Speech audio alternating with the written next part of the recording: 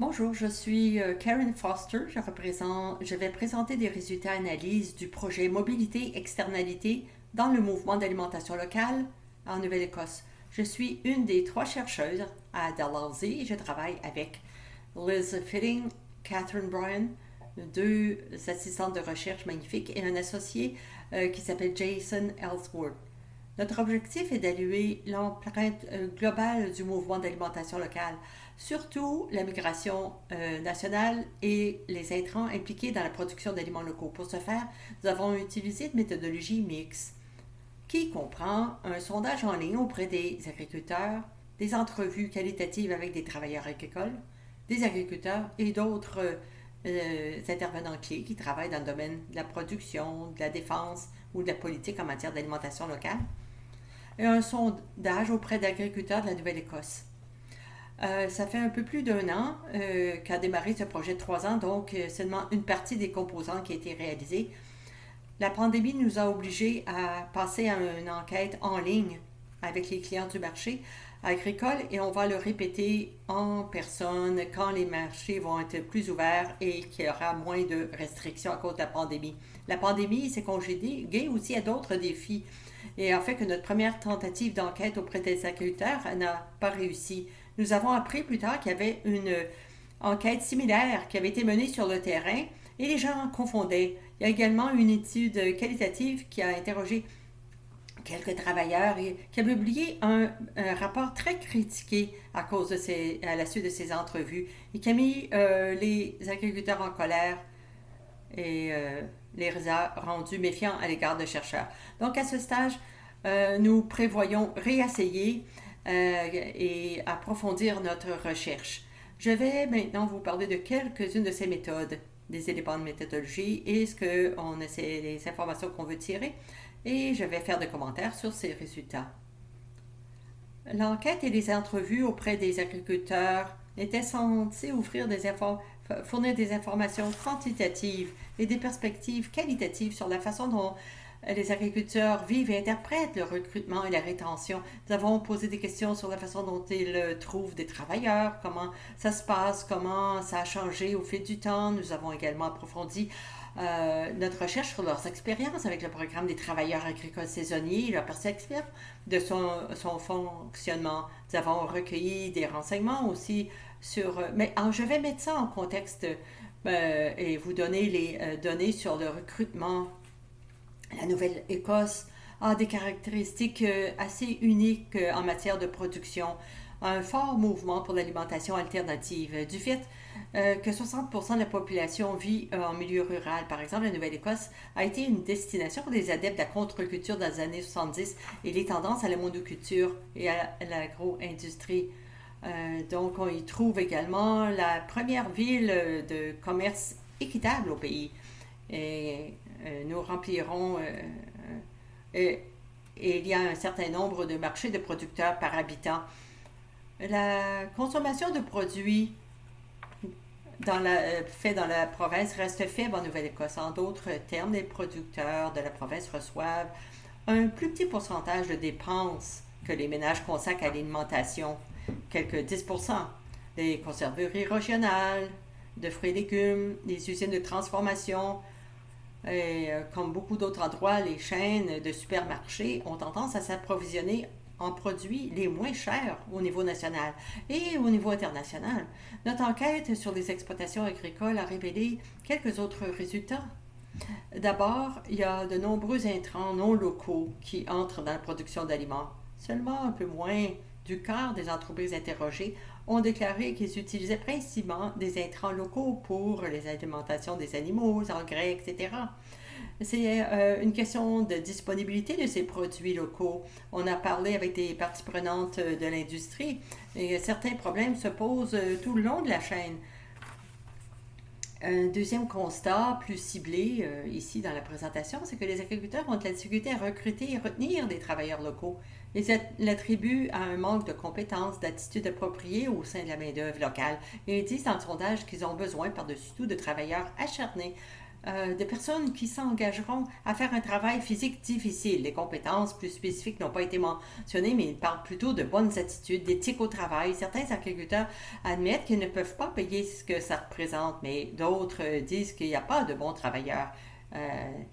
Et on voit certaines citations à ce sujet. Les agriculteurs nous ont dit aussi qu'ils pensaient faire partie d'un système alimentaire local d'une importance cruciale, mais que la population locale ne veut pas ou ne peut pas faire le travail agricole.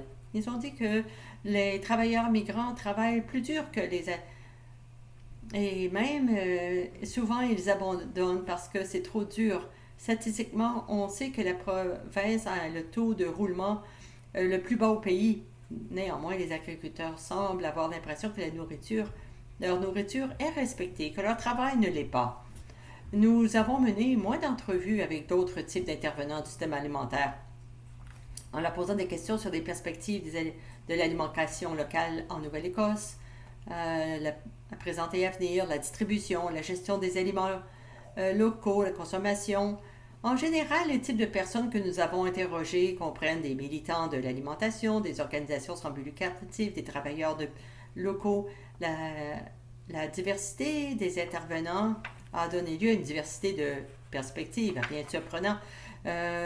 Nous voyons que la réglementation en matière de santé et sécurité dans le domaine de ressort comme rendant difficile l'utilisation d'intrants locaux et la création de petites entreprises qui restent petites.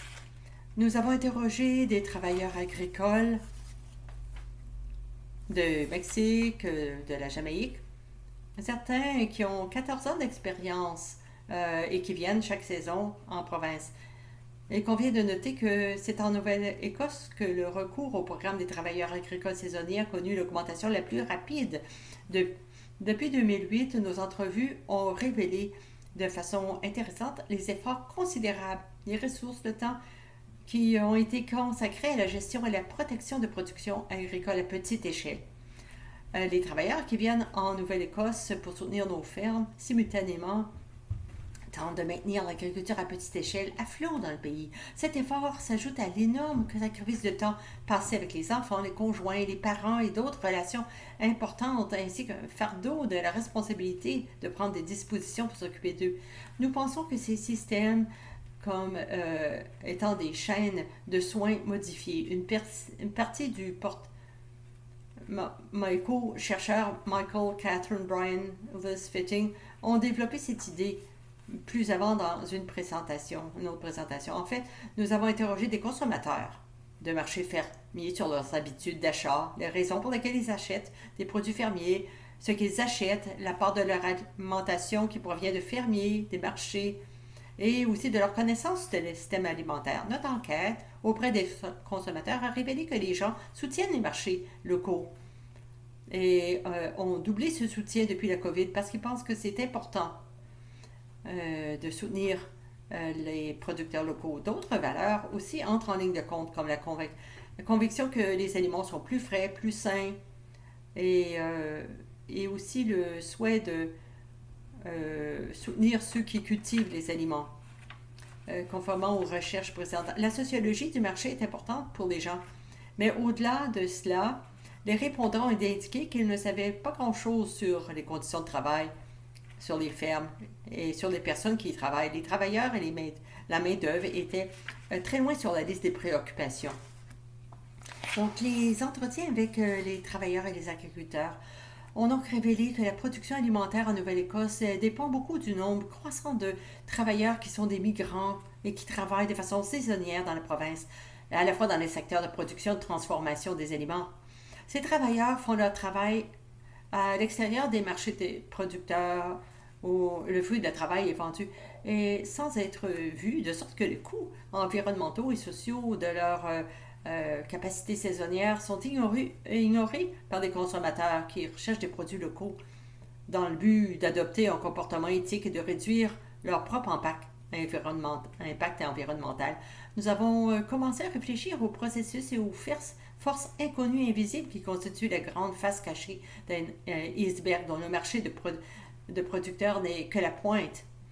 Nous voyons les chaînes de soins modifiés, le travail de soins des familles, les émissions de gaz à effet de serre, le développement durable, toutes ces questions qui entrent dans les facteurs de production. Ça veut dire aussi qu'il y a un côté particulièrement négatif à l'alimentation locale, par exemple.